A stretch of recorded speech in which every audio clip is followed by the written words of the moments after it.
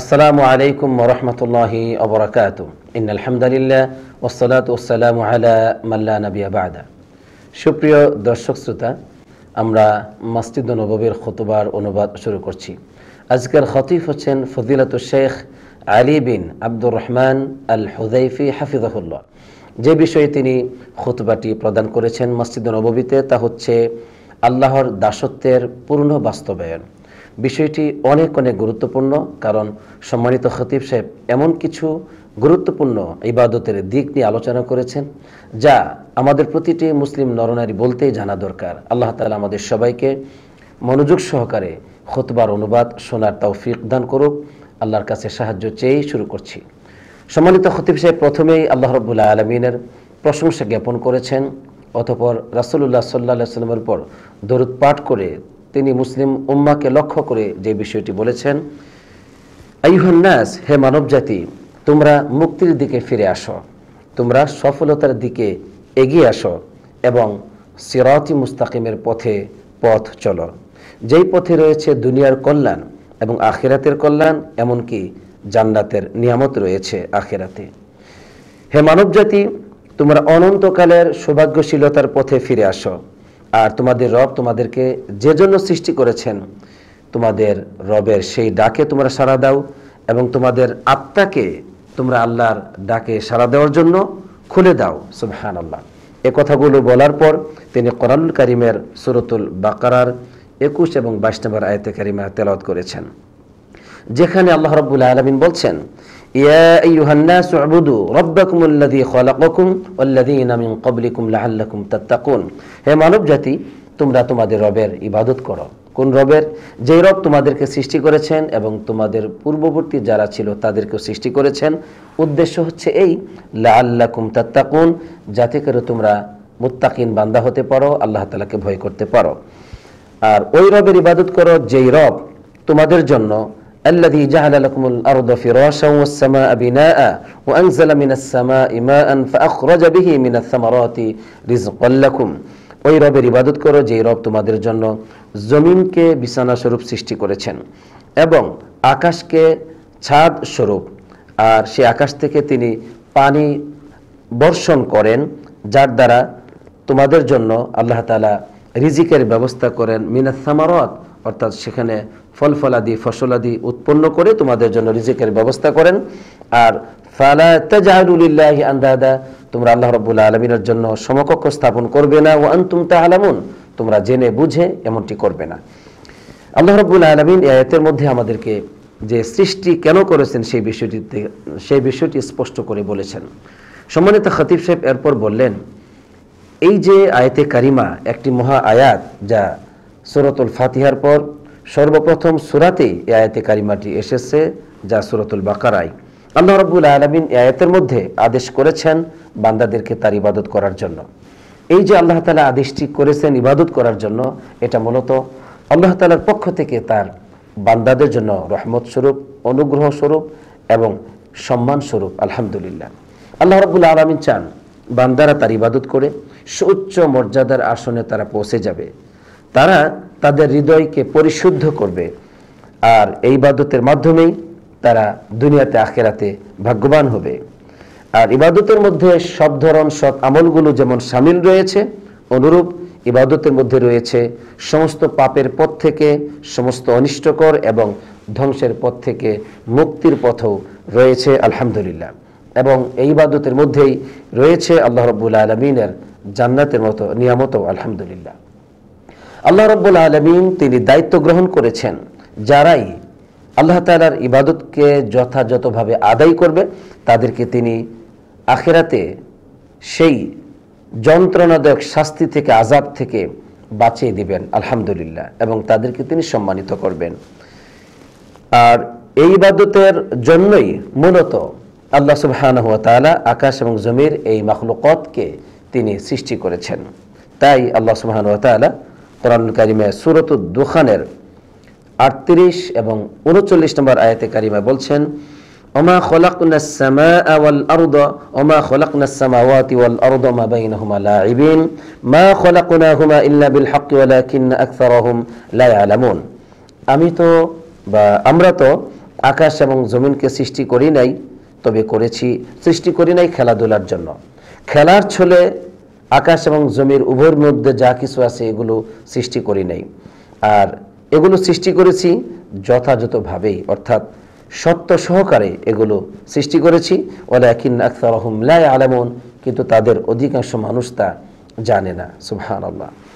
আল্লাহ রাব্বুল আলামিন আরো বললেন সূরাতুল যারিয়াতের 56 নম্বর আয়াতে কারিমায়, ওমা খলাকতুল জিন্না ওয়াল ইনসা ইল্লা লিয়াবুদুন, আমি জিন এবং মানব জাতিকে সৃষ্টি করেছি কেবলমাত্র শুধুমাত্র আমি আল্লাহ তাআলার ইবাদত করার জন্য। আলহামদুলিল্লাহ।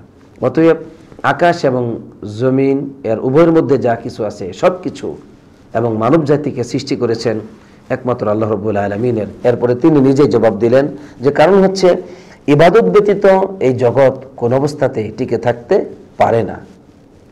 তাই আল্লাহ সুবহানাহু ওয়া তাআলা সূরাতুল মুমিনুনের 71 নম্বর আয়াতে কারিমা বলছেন, ওয়ালাউ ইত্তাবাআল হাক্কু আহওয়াআহুম লাফাসাদাতিস সামাওয়াতু ওয়াল আরদু মান ফীহিন, যদি সত্য তাদের প্রবৃত্তির পথ অনুসরণ করত তাহলে আকাশ এবং জমিন এর উভয়ের মধ্যে যা কিছু আছে সবকিছু ধ্বংস হয়ে যেত, সবকিছু বিনষ্ট হয়ে যেত। নাউযুবিল্লাহ।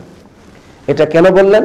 কারণ এই ইবাদতের জন্যই আকাশ এবং জমিন স্থির আছে, সুপ্রতিষ্ঠিত, সুনিপুণভাবে, সুন্দরভাবে পরিচালিত হচ্ছে। অন্যথায় যদি ইবাদত না থাকতো তাহলে সবকিছু নষ্ট হয়ে যেত।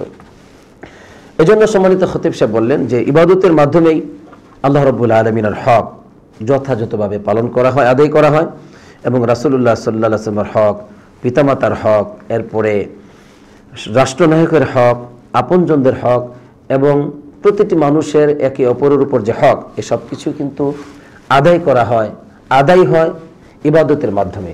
ইবাদত যদি না থাকে পৃথিবীতে তাহলে এই সমস্ত হকগুলো কারো হকই সঠিকভাবে আদায় করা হবে না।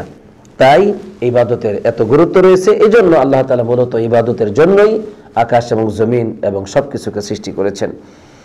আর এই ইবাদতের পুরস্কারও রয়েছে। আল্লাহ রাব্বুল আলামিন পরিষ্কারভাবে কোরআনুল কারীমের সূরাতুল যুখরুফের ৬৮ নম্বর আয়াতে কারিমা থেকে নিয়ে ৭৩ নম্বর আয়াতে কারিমায় বলেছেন যে ইয়া ইবাদি লা খাউফুন আলাইকুমুল ইয়াওমা ওয়া লা আনতুম তাহজানুন। আল্লাহ তাআলা আখিরাতে বলবেন, হে আমার বান্দারা, তোমাদের উপর আজকে কোনো ভয় নেই, তোমাদের কোনো চিন্তা নেই, তোমরা ভয়ভীতি পাবে না এবং তোমরা চিন্তিত হবে না। তোমরা কারা? আল্লাযীনা আমানু বিআয়াতিনা ওয়া কানু মুসলিমিন, যারা আমার আয়াতে কারিমার প্রতি বিশ্বাসী ছিল এবং তারা মুসলমান ছিল।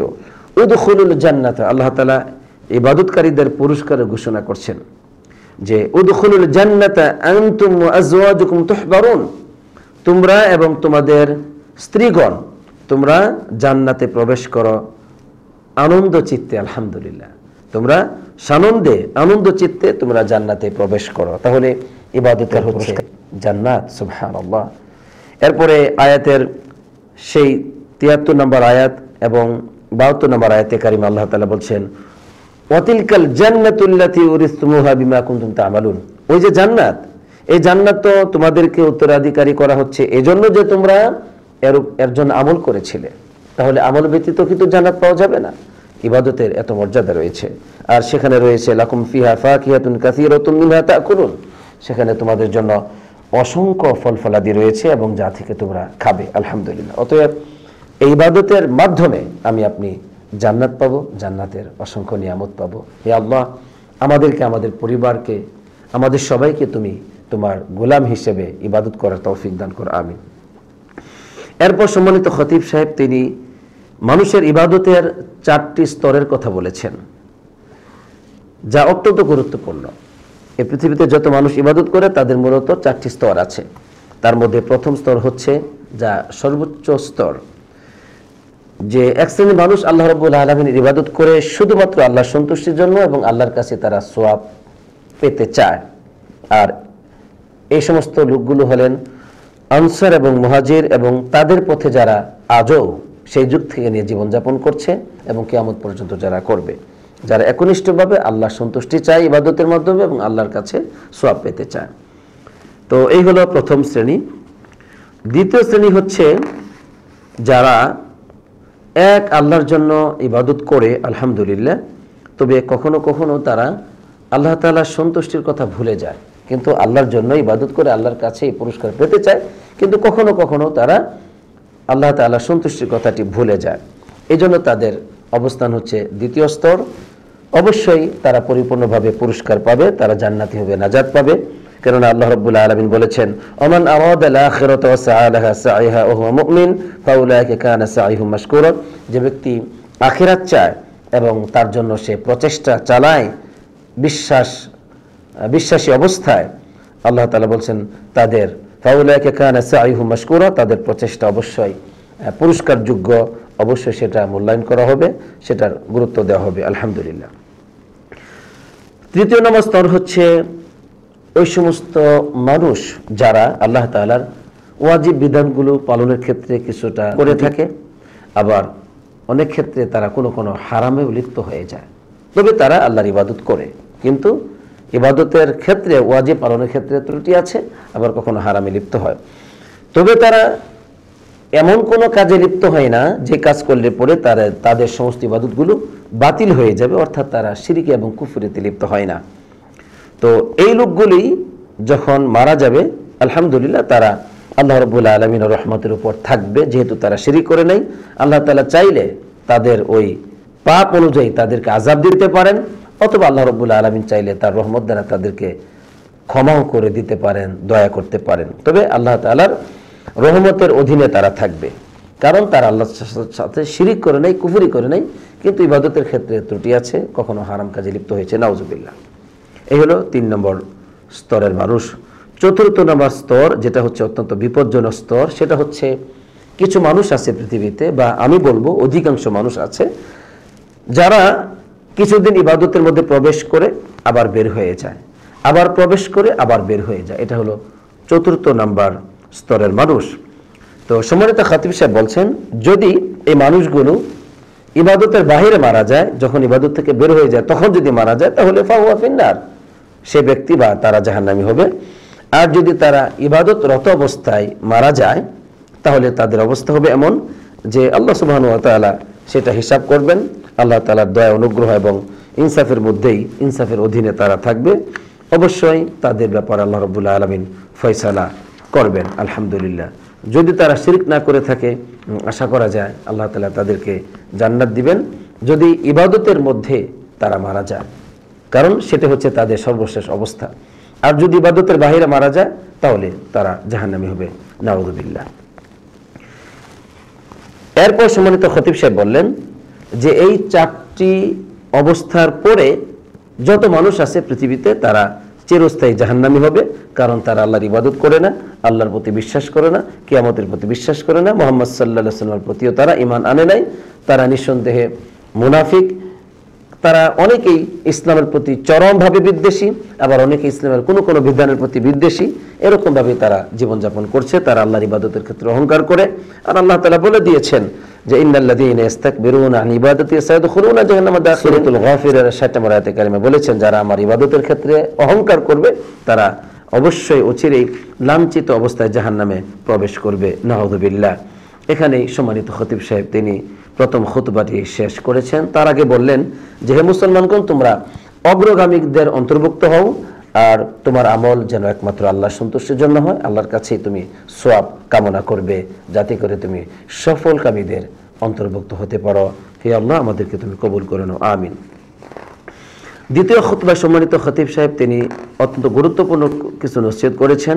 তিনি বললেন যে হে আল্লাহর বান্দারা, তোমরা আল্লাহ রাব্বুল আলামিনকে ভয় করো বেশি বেশি সৎ আমলের মাধ্যমে, এবং বেশি করে অসৎ আমল থেকে দূরে থাকার মাধ্যমে আল্লাহ তাআলাকে ভয় করো তোমরা এই মাসে বিশেষ করে, এবং তোমরা কল্যাণকর মাসের মধ্যে প্রবেশ করেছ। আর এই মাসের ইবাদতকে আল্লাহ তাআলা খুব গুরুত্ব দিয়ে থাকেন এবং তার অধিক মর্যাদাও দিয়ে থাকেন। তাই এই মাসের ইবাদতের মধ্যে অগণিত অসংখ্য সীমাহীন সওয়াব রয়েছে, এবং আল্লাহ রাব্বুল আলামিন বান্দাদেরকে ধ্বংসাত্মক পথ থেকে এবং তাদের কবিরা গুনাহগুলো পর্যন্ত আল্লাহ তাআলা ক্ষমা করে দেন। আর রাসূলুল্লাহ সাল্লাল্লাহু আলাইহি সাল্লাম তিনি আমাদেরকে কিয়ামুল লাইলের ব্যাপারে গুরুত্ব আরোপ করেছেন। আল্লাহ সুবহানাহু ওয়া তাআলা সিয়াম পালন করার ব্যাপারে গুরুত্ব আরোপ করেছেন। আল্লাহ নবী সাল্লাল্লাহু আলাইহি ওয়াসাল্লাম বলেছেন, মান সামা রমাদানা ঈমানান ওয়া ইহতিসাবান গুফিরা লাহু মা তাকাদ্দামা মিন যামবি। সুবহানাল্লাহ। যে ব্যক্তি ঈমান অবস্থায় এবং সওয়াবের আশায় এই সিয়াম পালন করবে, সে ব্যক্তির অতীতের সমস্ত গুনাহগুলোকে ক্ষমা করে দেওয়া হবে। সুবহানাল্লাহ। সওয়াব তো পাবই, আবার গুনাহ ক্ষমা করে দেওয়া হবে। এবং সেই সাথে সম্মানিত খতিব সাহেব, আমরা যেন এই রমজান মাসে বিভিন্ন রকম সৎ আমল করি, তার মধ্যে যেমন মানুষকে ইফতার খাওয়ানো, এই বিষয়টি অত্যন্ত গুরুত্বপূর্ণ। সালাত তো আদায় করতেই হবে, যাকাতও আদায় করতে হবে, এবং উমরা পালন করা উচিত, যা হজের সমপরিমাণ সওয়াব হয়। বেশি বেশি কোরআন তেলাওয়াত করা, জিকির করা, মানুষের প্রতি ইহসান করা, মাতা পিতার সাথে সৎ ব্যবহার করা, খেদমত করা, আত্মীয় স্বজনদের সাথে উত্তম আচরণ করা, তাদের খোঁজখবর নেওয়া, সদকা সহ বিভিন্ন রকম ভালো ভালো ইবাদত করতে হবে। এবং যাতে করে যাকাতও আমরা আদায় করে নেই, কারণ এটা হচ্ছে উত্তম আমলের অন্যতম একটি উত্তম আমল, আলহামদুলিল্লাহ। আর যারা যাকাত আদায় করবে না, ওই সমস্ত সম্পত্তিগুলো দিয়েই আখেরাতে তাদেরকে আযাব দেওয়া হবে, কারণ ওই সমস্ত সম্পত্তিগুলো তাদের বিষাক্ত অজগর, সাপে এগুলো পরিণত হবে, যে সাপ তাদের দুই চোয়ালে ধ্বংসন করবে এবং মুখের মধ্যে বিষ ঢেলে দিবে, যেগুলো তাদের এই সম্পদগুলো দেখা যাবে যে এগুলোকে মানে লোহার পাত হয়ে এগুলোকে দগ্ধ করার পর তাদেরকে আবার এগুলো দিয়ে সেক দেওয়া হবে, নাউযুবিল্লাহ। এরকম শাস্তির কথাও কোরআনুল কারিমে এসেছে, যেমনটি সূরাতুত তাওবার 34 এবং 35 নম্বর আয়াতে কারিমায় এসেছে। সম্মানিত খতিব সাহেব আরো বললেন, যাদের চতুষ্পদ জন্তু আছে তাদেরকে ওই সমস্ত পশুর যাকাত আদায় করতে হবে। পরিশেষে তিনি বললেন যে, হে আল্লাহর বান্দা, তোমার সম্পত্তি যেন তোমার জাহান্নামে যাওয়ার কারণ না হয়, বরং তোমার এই সম্পত্তি যেন জান্নাতের পথ চলার জন্য তোমার জন্য পাথিয়া হয়। এতে তিনি আমাদেরকে পরামর্শ দিলেন। আরো বললেন যে, যারা সিয়াম পালন করো, অবশ্যই আমরা সিয়াম পালন করি, তোমার এই সিয়ামটা যেন এমন হয় যে তোমার অঙ্গ প্রত্যঙ্গ যেন সিয়াম পালন করে। যেদিন তুমি সিয়াম পালন করো, তুমি সিয়াম ভঙ্গ হয়ে যায় এমন সব অন্যায় থেকে, কর্ম থেকে তুমি হেফাজত থাকো। আর রাসূলুল্লাহ সাল্লাল্লাহু আলাইহি ওয়াসাল্লাম কতই না সুন্দর সুসংবাদ দিয়েছেন তার উম্মতকে, যে ইদা দাখালা রমাদান ফুতিহাত আবওয়াবুল জান্নাহ ওয়া উগলিকাত আবওয়াবুন নার ওয়া সুফিদাতিশ শায়াতিন। সুবহানাল্লাহ। যখন রমজান মাস প্রবেশ করে, তখন জান্নাতের সমস্ত দরজাগুলো খুলে দেওয়া হয়, জাহান্নামের সমস্ত দরজাগুলো বন্ধ করে দেওয়া হয়, আর শয়তানকে শিকলাবদ্ধ করা হয়। আলহামদুলিল্লাহ, এটা হচ্ছে আমাদের জন্য সুসংবাদ। তো এরপরে সম্মানিত খতিব সাহেব সূরাত আল ইমরানের 133 এবং 34 নম্বর আয়াতে কারিমায় তেলাওয়াত করে শেষ করেছেন, যেখানে আল্লাহ তাআলা আমাদেরকে তার ক্ষমার দিকে এবং জান্নাতের দিকে দ্রুত গতিতে এগিয়ে চলতে বলেছেন। আর এখানেই তিনি শেষ করেছেন দ্বিতীয় খুতবা। সম্মানিত দর্শক শ্রোতা, আমরা আজকে যা জানলাম যে আল্লাহ রাব্বুল আলামিনের ইবাদতের জন্যই আমাদেরকে আল্লাহ তাআলা সৃষ্টি করেছেন, তাই আল্লাহর সিরাতি মুস্তাকিমের পথে আমাদেরকে চলা দরকার। আর ইবাদতের বেশ কিছু অবস্থা আছে, কিছু ইবাদত যেগুলো বাহ্যিক অঙ্গ প্রত্যঙ্গের মাধ্যমে করা হয়, কিছু ইবাদত অন্তরের ইবাদত। আমরা যেন সমস্ত ইবাদতই করি। আর ইবাদতের যে শ্রেণীবিন্যাসের কথা আমরা শুনলাম, তার মধ্যে থেকে সবচেয়ে দুরবস্থা হচ্ছে যারা মাঝে মধ্যে ইবাদত করে আবার মাঝে মধ্যে ইবাদত থেকে বের হয়ে যায়, রমজান ইবাদত করে রমজানের পরে বের হয়ে যায়। তাদের অবস্থা খুবই দুরবস্থা, কারণ তারা যে অবস্থাতে মারা যাবে সেটাই গ্রহণ করা হবে। যদি ইবাদতের মধ্যে মারা যায় তাহলে তারা জান্নাতি হবে, আর ইবাদতের মধ্যে মারা না গেলে পরে তারা জাহান্নামী হবে, নাউযুবিল্লাহ। বিষয়টি খুবই মারাত্মক। এজন্য আসুন আমরা যেন সর্বদাই আল্লাহ রাব্বুল আলামিনের ইবাদত করি, কারণ এটাই হচ্ছে সিরাতি মুস্তাকিমের পথ, এটাই হচ্ছে নাজাতের পথ, এটাই মুক্তির পথ। হে আল্লাহ, আজকে আমরা যা শুনলাম এর উপর আমাদের সবাইকে জীবন গঠন করার তৌফিক দান করো, আমিন। আসসালাতু ওয়াসসালামু আলা নবিয়িনা মুহাম্মদ ওয়া আলা আলিহি ওয়া সাহবিহি আজমাইন।